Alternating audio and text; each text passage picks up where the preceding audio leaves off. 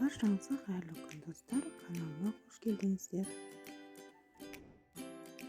Бүгін сіздерге ескеме тортының ең оңай рецептімен бөлісемін. Hızlı сәттерін жіберіп алмас үшін видеоның соңына дейін қараңыздар. Алдымен біз тортымыздың қайнатпалы кремін дайындап аламыз, яғни заварной крем. Ыдысымызға сүт, қант, жұмыртқа және кукуруз крахмалын салып, жақсылап араластырамыз.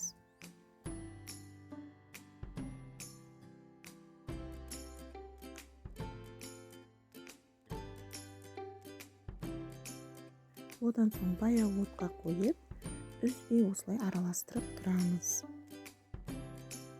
Оттың астын міндетті түрде баяу қойыңыздар. Одан соң қоюланады. Енді осылай суытып қоямыз. Қайнатпалы креміміз суығанша біз бисквитті дайындап аламыз.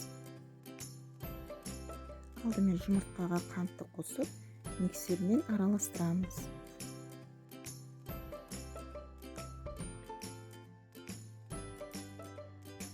Сұйық май мен сүтті де қосып, миксермен жақсылап араластырыңыздар.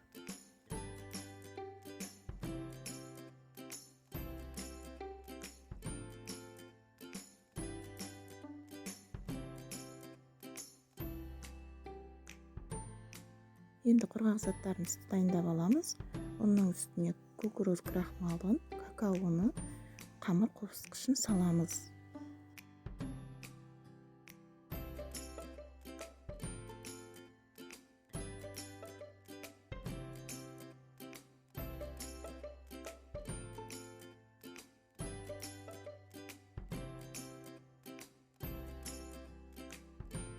Енді массамыздың үстіне құрғақ заттарымызды осылай елеп, миксермен жақсылап араластырамыз. Осылай бөліп араластырсаңыз, өте жақсы болып шығады.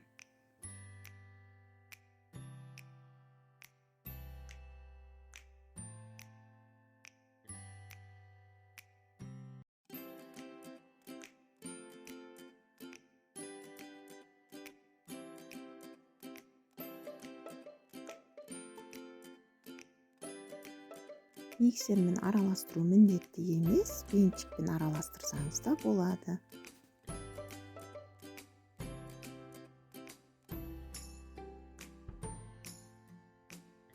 Енді формаға салып, қызып тұрған пеште 180 градуста 15 минут пісіріп аламыз.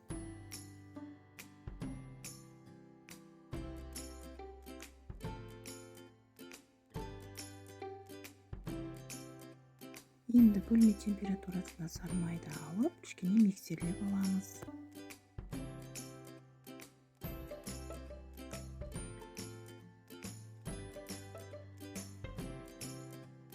Одан соң сармайымыздың үстіне сгущенкамызды салып, тағыдан миксерлейміз.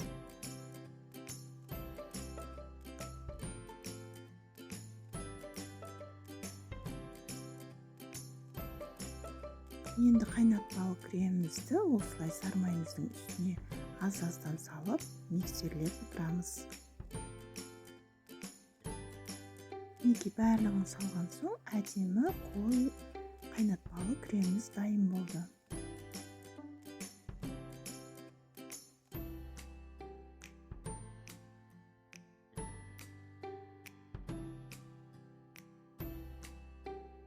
Неге бисквитіміз де дайын болды.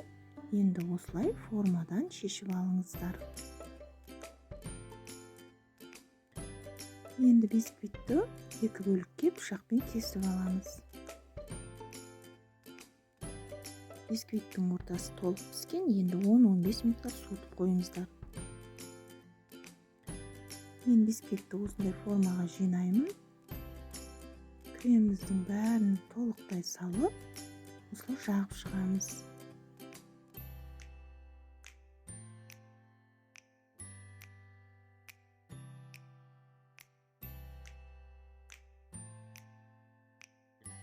Енді екінші бисквитімізді осылай төңкеріп қойыңыздар, тортымыз әдемі болып шығады. Тортты холодильникке 3-4 сағатқа қоямыз. Енді тортымыздың бетіне арнап глазур дайындаймыз. Ол үшін сары майдың үстіне қант салып, баяу отта осылай жақсылап араластырамыз. Одан соң какаоны салып, біркелкі болғанша араластырыңыздар. Және де үстіне қаймақ салып, тағы да араластырамыз. Глазурымыз дайын болды. Тортымызды енді осылай кольцодан абайлап шешіп аламыз.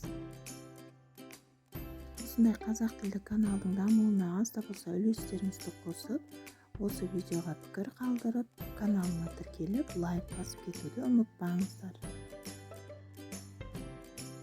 Мінекей креміміз өз формасын ұстап әдемі болып тұр.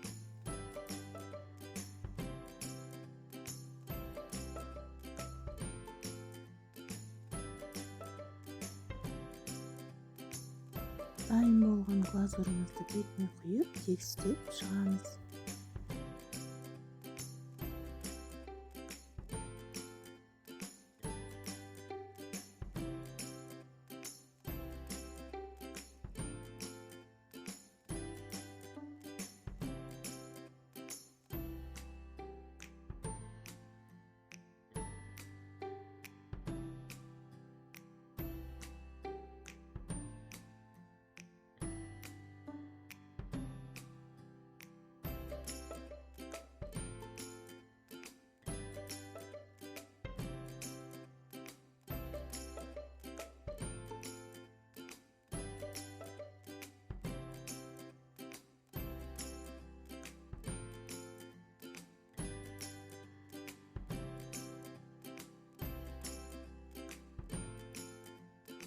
Бұрыштары жұп-жұмсақ, керемет болып шықты. Міндетті түрде жасап көріңіздер.